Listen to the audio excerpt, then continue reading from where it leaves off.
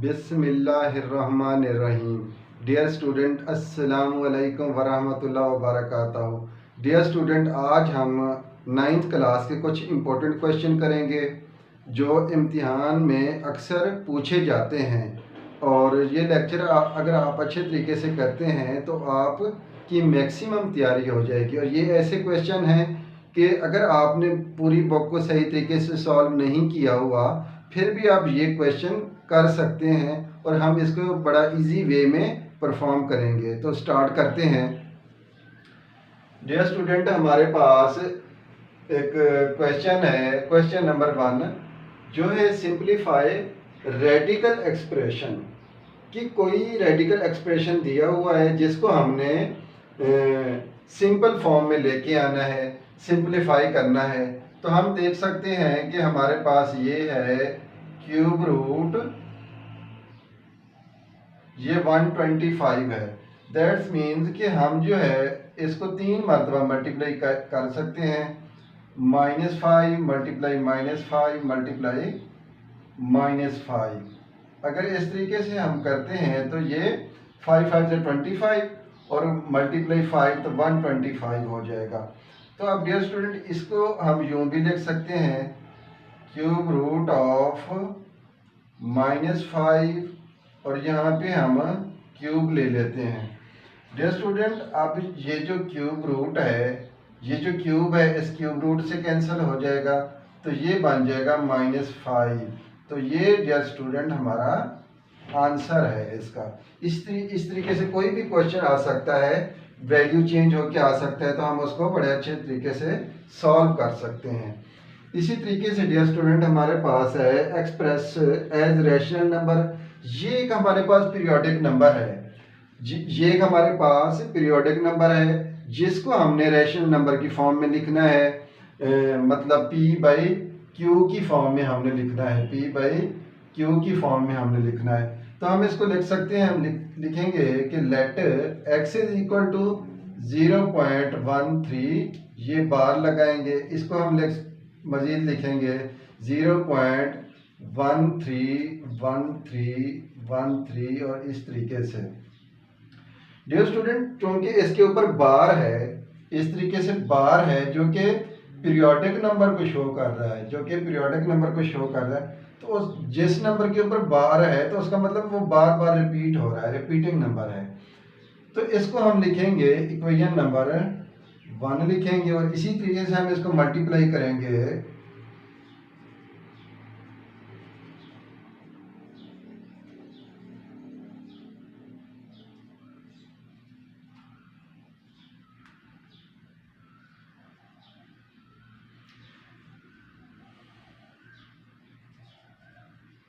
Dear student, हमने चूंकि देखा है कि ये पॉइंट के बाद 2 डिजिट्स हैं। अगर हमारे पास पॉइंट के बाद 2 डिजिट्स हैं तो हमने 100 से मल्टीप्लाई करना है, हमने 100 से मल्टीप्लाई करना है। अगर यहाँ पे होता 0.3 होता तो फिर हम 10 से मल्टीप्लाई करते। इस टाइप का कोई भी क्वेश्चन आ जाए तो आप इसको अच्छे तरीके से कर सकते हैं, क्योंकि ये क्वेश्चन जो मैंने दिया है तो इस टाइप का कोई क्वेश्चन और भी आ सकता है कि जिसका वैल्यूज थोड़ी सी चेंज करके क्वेश्चन में पूछा जाए। अब हम मल्टीप्लाई करेंगे 100 से तो ये बन जाएगा 100x और ये बन जाएगा, जब इसको 100 से मल्टीप्लाई करेंगे तो ये बन जाएगा 13.131313। ये इसी तरीके से ये इक्वेशन नंबर 2 बन जाएगी। ये इक्वेशन नंबर 2 है। अब ये इक्वेशन नंबर 1 है, ये इक्वेशन नंबर 2 है। अब यहाँ पे 3 मरतबा 13 लिखा हुआ है और अब यहाँ पे भी मैंने 3 टाइम्स जो है 13 लिखा है, जो कि 100 से मल्टीप्लाई किया है। तो ये वाली सिचुएशन हमारे पास हो गई। आपको समझ नहीं आ रहा कि 100 को मल्टीप्लाई करने से कैसे आ सकता है, तो आप कैलकुलेटर से भी कर सकते हैं इसको। अब आपने लिखना है कि subtract 2, subtract equation number 1 from 2, equation number 2। अब ये इक्वेशन नंबर 1 है, 2 है 100x, अब ये माइनस करेंगे x, इसी तरीके से 13 और यहाँ भी 13 और यहाँ पे लिखेंगे ये वाला 0.13 और ये भी यहाँ पे 13। अब सब्ट्रैक्ट करेंगे तो हमारे पास बन जाएगा 99x और ये बन जाएगा 13। इससे सब्ट्रैक्ट करेंगे तो ओनली 13 बन जाएगा। अब डियर स्टूडेंट, अब x को जो हम लिख सकते हैं 13 और इस 99 को हम नीचे लेके आएंगे। तो डियर स्टूडेंट, ये जो है ये हमारे पास रैशनल नंबर है जो कि हमारा रिक्वायर्ड नंबर है इस पूरे सॉल्यूशन का। तो इसी तरीके से डियर स्टूडेंट एक क्वेश्चन, नेक्स्ट क्वेश्चन की तरफ चलते हैं जो कि है give a rational number between 3/4 and 5/9। अब ये दो नंबर हैं, तो क्वेश्चन में पूछा गया है कि आप इसका दरमियान वाला नंबर फाइंड करें। दैट्स मीन्स कि हम दोनों नंबर्स को ऐड करेंगे और 2 से डिवाइड कर देंगे। इसी तरीके से हम जो है ये कर लेते हैं 3/4 प्लस 5/9, एलसीएम इसका लेंगे तो ये बन जाएगा 36 और इसको मल्टीप्लाई करेंगे 9 से मल्टीप्लाई करेंगे और इसको करेंगे 5 × 4, इसको 9 से करेंगे, इसको 4 से करेंगे, ये हो जाएगा 36 और 5 4 = 20 डिवाइडेड बाई 36। अब ये हो जाएगा 36 प्लस 20 तो ये हो जाएगा 56 डिवाइडेड बाई 30। अब हमें पता है कि ये एक नंबर है, this is the sum of this and this. तो इसको हम जब डिवाइड करेंगे 2 से तो हम लिख सकते हैं, यहाँ पे लिख लें we know that 56 divided by 36 divided by 2।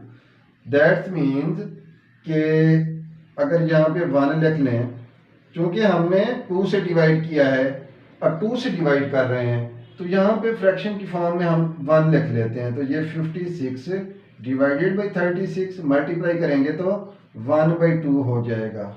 अब ये 56, 36 2s are 72।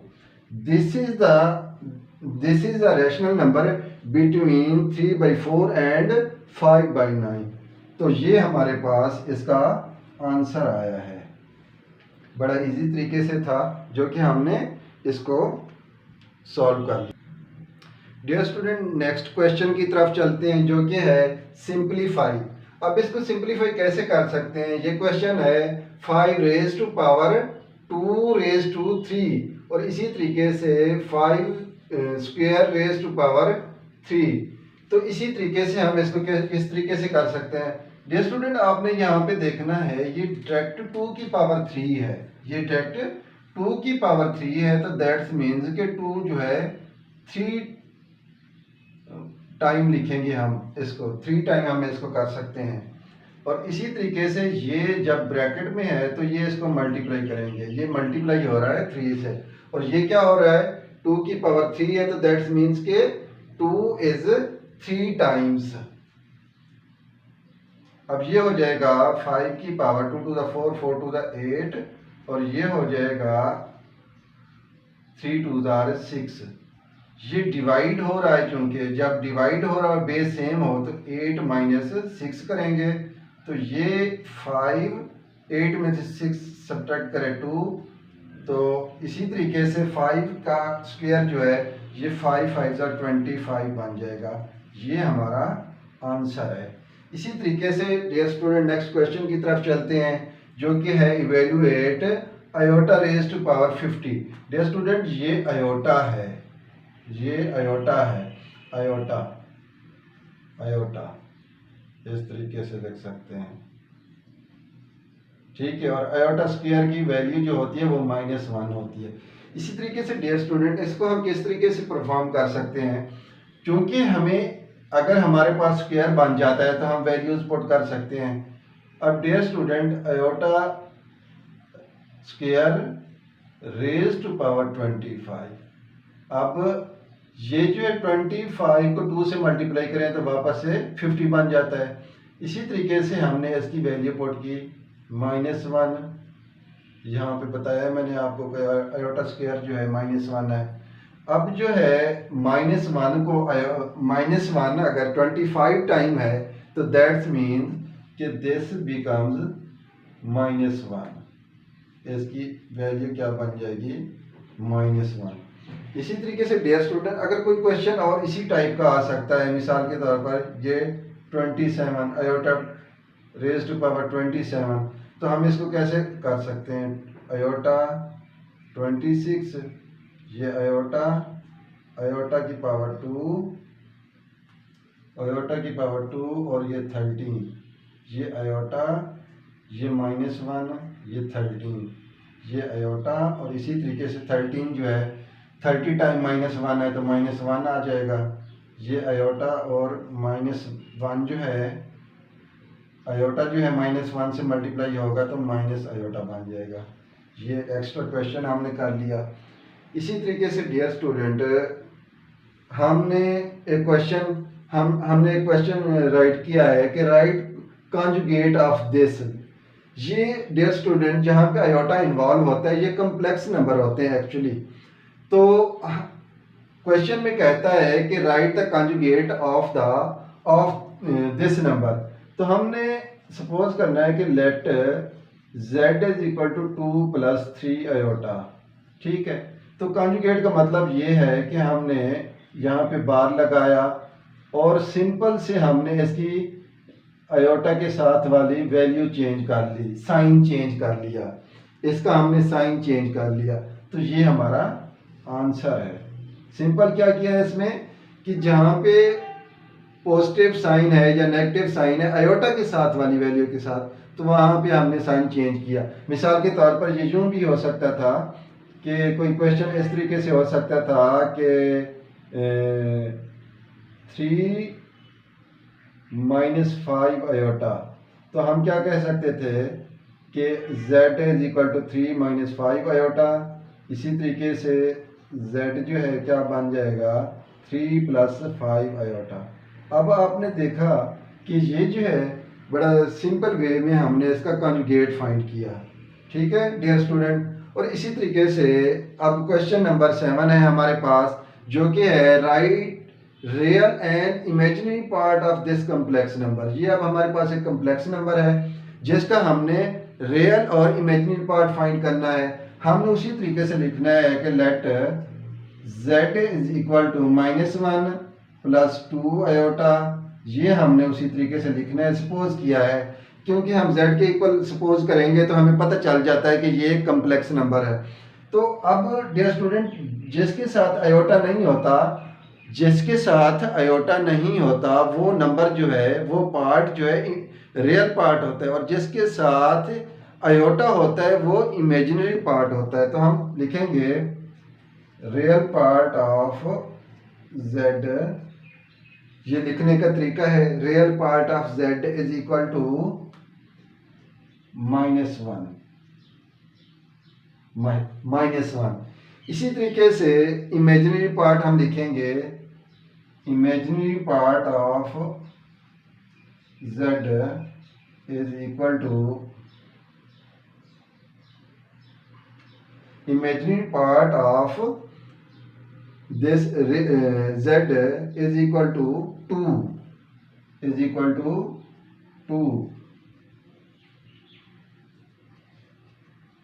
अब डियर स्टूडेंट देख सकते हैं यहाँ पे कि आयोटा के साथ वाली जो वैल्यू है वो क्या है, वो इमेजिनरी नंबर है। क्या है? इमेजिनरी। और जो आयोटा के बगैर वाली वैल्यू है वो है रियल। ये इमेजिनरी है, ये रियल है। और कोई भी नंबर हो, अगर यहाँ पे होता ओनली माइनस आयोटा होता तो हम लिखते -1। हमने आयोटा साथ नहीं लिखना है इमेजिनरी नंबर के साथ, वरना हमारा आंसर गलत हो जाएगा। हमने सिर्फ नंबर्स को लिखना है, हमने आयोटा को साथ नहीं लिखना। डियर स्टूडेंट, नेक्स्ट क्वेश्चन की तरफ चलते हैं, जो कि क्वेश्चन नंबर 8 है हमारे पास। Right in the form of a plus b iota. तो डियर स्टूडेंट, ये हमारे पास एक इक्वेशन है, एक नंबर है जो कि इस फॉर्म में लिखा हुआ है। तो इसको हम लिखेंगे 2 + 3 आयोटा प्लस 7 - 2 आयोटा। क्योंकि डियर स्टूडेंट ये लिखा हुआ है a प्लस बी आयोटा की फॉर्म में लिखें, तो ये यहाँ पे a माइनस बी आयोटा की फॉर्म में भी आ सकता है। अब 2 + 3 आयोटा लिखा है, ये प्लस, ये 7 और -2 आयोटा। अब ये 7 + 2 डियर स्टूडेंट ये 9 बन गया। अब 3 आयोटा और -2 आयोटा यूँ लिख लेते हैं डियर स्टूडेंट, 2 + 7 + 3 आयोटा -2 आयोटा। तो ये लिख लेंगे 7 + 9 और ये 3 - 2 तो प्लस आयोटा। तो ये हमारे पास इसका आंसर फाइंड हुआ है। इन दोनों को ऐड किया है, 2 + 3 आयोटा 7 - 2 आयोटा। 2 + 7 9 हो गया, 3 आयोटा -2 आयोटा, तो यहाँ पे आयोटा बच जाएगा।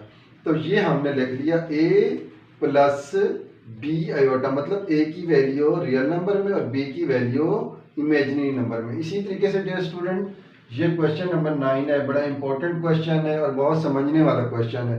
Right in the form of a + b iota. ये दो फैक्टर्स हैं, तो उनको आपस में ये मल्टीप्लिकेशन की फॉर्म में है। अब वो कहते हैं a + b आयोटा की फॉर्म में लिखें। क्योंकि हमारे पास, हम यहाँ देख सकते हैं आयोटा हमारे पास है नहीं, तो हम यहाँ पे आयोटा क्रिएट करेंगे। तो हम देखेंगे 2, ये माइनस, अब ये 4 × -1 और इसी तरीके से 3 और ये लिखेंगे 4 × -1। और डियर स्टूडेंट, पिछले क्वेश्चन में मैंने आपको बताया है कि -1 जो है आयोटा स्क्वायर के इक्वल होता है, या आयोटा स्क्वायर जो है -1 के इक्वल होता है। ये एक ही बात है डियर स्टूडेंट। यहाँ पे लिखते हैं कि -1 जो है आयोटा स्क्वायर के इक्वल है, ये लॉजिक लिखते हैं यहाँ पे। इसी तरीके से डियर स्टूडेंट, अब ये जो है 2 और ये 2 का स्क्वायर हो जाएगा, और ये -1 जो है ये आयोटा स्क्वायर बन जाएगा। इसी तरीके से 3, ये 2 × 4 हो जाएगा, और ये -1 जो है आयोटा स्क्वायर बन जाएगा। तो हमने आयोटा क्रिएट कर लिया। हम देखेंगे 2, ये स्क्वायर जो है कैंसिल हो गए स्क्वायर रूट से, तो ये हमारे पास क्या बना, ये हमारे पास बना 2। डियर स्टूडेंट, ये हमारे पास, तो डियर स्टूडेंट ये स्क्वायर जो है कैंसिल हो जाएगा, ये 2 - 2 आयोटा बन जाएगा, और इसी तरीके से ये 3 - 2 आयोटा बन जाएगा। इनको मल्टीप्लाई करेंगे तो 2 × 3 - 2 आयोटा -2 आयोटा × 3 - 2 आयोटा। इस तरीके से लिखेंगे कि दोनों को आपस में मल्टीप्लाई करेंगे, तो ये बन जाएगा 3 × 2 = 6 और 2 × 4 आयोटा, और इसी तरीके से 2 × 3 = 6 आयोटा, और 2 × 4 आयोटा स्क्वायर बन जाएगा, 4 आयोटा स्क्वायर। क्योंकि ये 2 आयोटा और ये भी 2 आयोटा है, तो ये, और यहाँ भी माइनस है, यहाँ भी माइनस है, तो 4 आयोटा स्क्वायर बन जाएगा। ये 6, 4 - 6 तो 10 आयोटा, और ये +4 -1 आ जाएगा आयोटा स्क्वायर की जगह। ये 6 - 10 आयोटा -4 हो जाएगा, 1 से मल्टीप्लाई हो गया, 6 - 4 ये वाला 4, तो ये 10 आयोटा। अब ये बन जाएगा 2 - 10 आयोटा। तो डियर स्टूडेंट, ये हमारे पास a + b आयोटा की फॉर्म में आंसर मिल गया हमें, 2 - 10 आयोटा। इसी तरीके से डियर स्टूडेंट, ये हमारे पास एक इक्वेशन है जो कि जिसमें कम्प्लेक्स नंबर यूज़ किए गए हैं, और जिसमें से हमने एक्स और वाई फाइंड करना है तो हम सिंपल लिख सकते हैं कि x iota y plus one. अब प्लस वन को जो डियर स्टूडेंट हम यहाँ पे लेके आते हैं यहाँ पे, तो ये बन जाएगा -1 -3 आयोटा। अब ये x प्लस आयोटा वाई और ये हो जाएगा 3, 4 - 1 3 हो जाएगा और ये 3 आयोटा। अब डियर स्टूडेंट अगर हम इन ये imaginary part sorry real part और ये भी रियल पार्ट है, ये इमेजिनरी पार्ट है, ये इमेजिनरी पार्ट है, तो हम लिख सकते हैं कि कंपेयरिंग द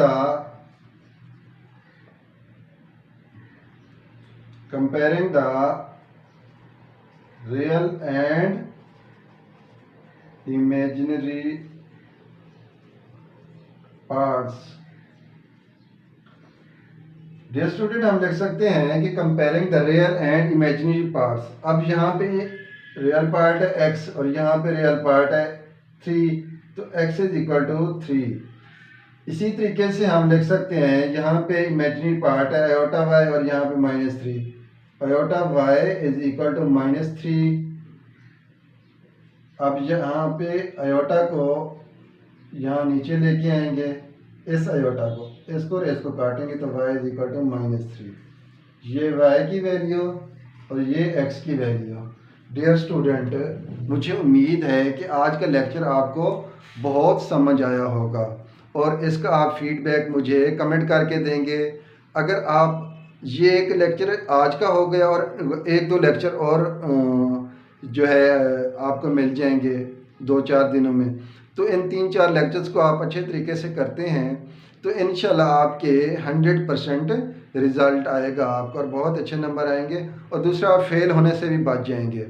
तो डियर स्टूडेंट ये आपने मुझे फीडबैक देना है, आपने मुझे रिप्लाई करना है कमेंट करके।